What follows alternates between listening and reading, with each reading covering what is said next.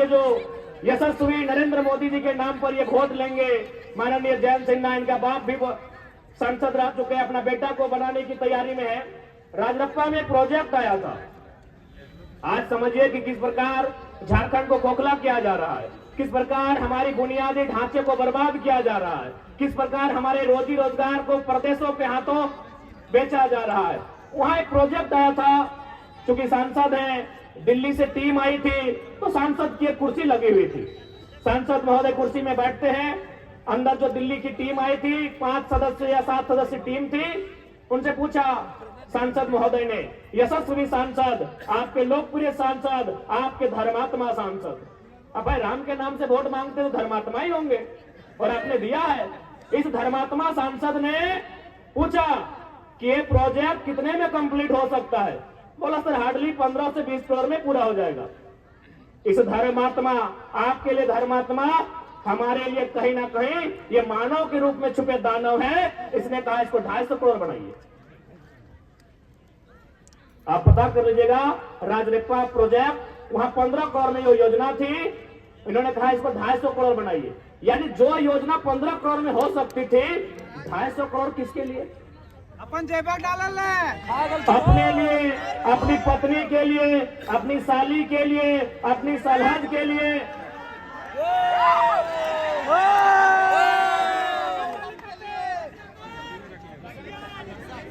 बाकी हमें बताने की आवश्यकता नहीं है कैसे दुराचारी लोग हैं ये। वास्तव में राम भी उनको मानते हैं जो अंतरात्मा से और दिल से मानते हैं। ये लोग अपने पाप को छुपाने के लिए केवल जबान से राम का नाम लेते हैं। अगर वास्तव में राम को आदर्श मानते हैं, मैं आज इस हजारों की भीड़ से, सम्मानित मीडिया बंधुओं के बीच से, मीडिया की बहनों के बीच से हजारीबाग के सांसद को चुनौती देता हूं कि वास्तव में अगर आप राम को मानते हैं तो 50,000 करोड़ की संपत्ति में 1,000 करोड़ रखिए, बाकी उन 50,000 करोड़ आप जनता को दान कर दीजिए। ये राम का चरित्र हो सकता है, ये राम का आदर्श हो सकता है।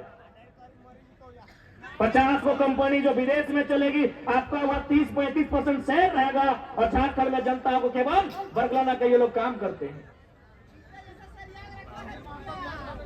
आज झारखंड गरीब नहीं है मेरे साथियों, मेरी माताओं, मेरे बहनों, मेरे बुद्धिजीवी अभिभावकों, इस झारखंड को गरीब बनाया जाता है।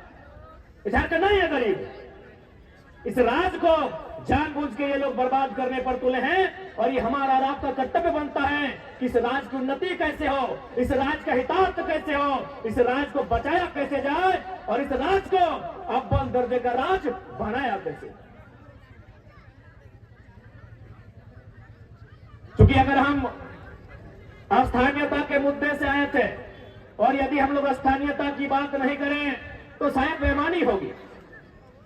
आज बहुत सारे लोग, और साथ साथ राम जी ने तो हमारे 1932 के खतियान को भी मजबूत किया है।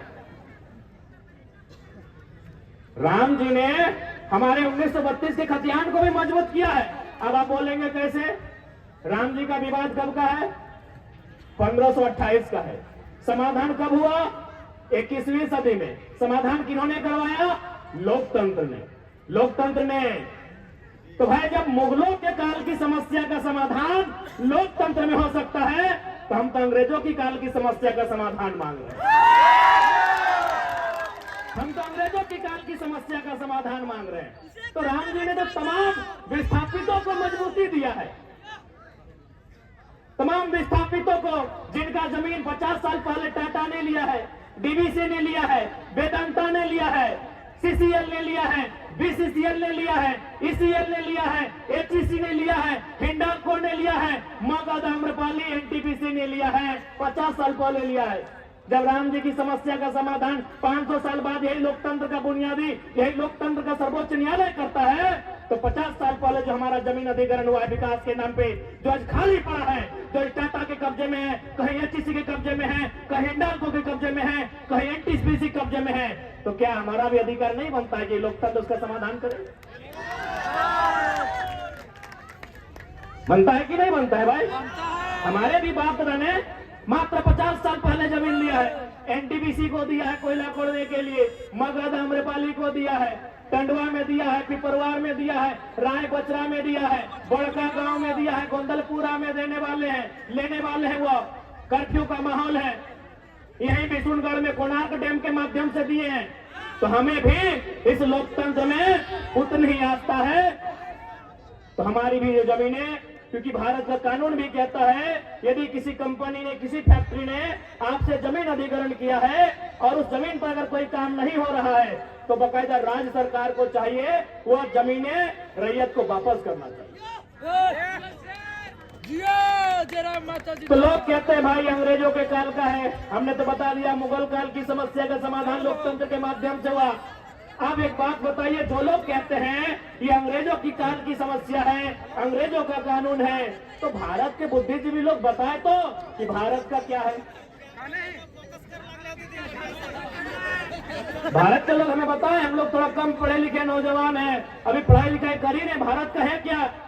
अरे भारत की प्रस्तावना फ्रांस से, भारत का मौलिक अधिकार संयुक्त राज्य अमेरिका से, भारत का नीति निर्देशक आयरलैंड से, भारत के मौलिक कर्तव्य रसिया से, भारत का राष्ट्रपति संयुक्त राज्य अमेरिका से, भारत की संसद ब्रिटेन से, भारत का संघीय ढांचा कनाडा से, भारत का आपातकाल जर्मनी से, भारत की संवर्ती सूची ऑस्ट्रेलिया से।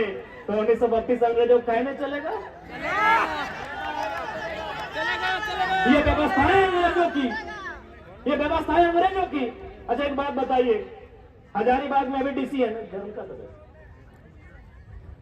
डीसी मतलब समझते हैं आप लोग? Deputy collector. अच्छा एक बात बताइए, कलेक्टर का मतलब क्या होता है?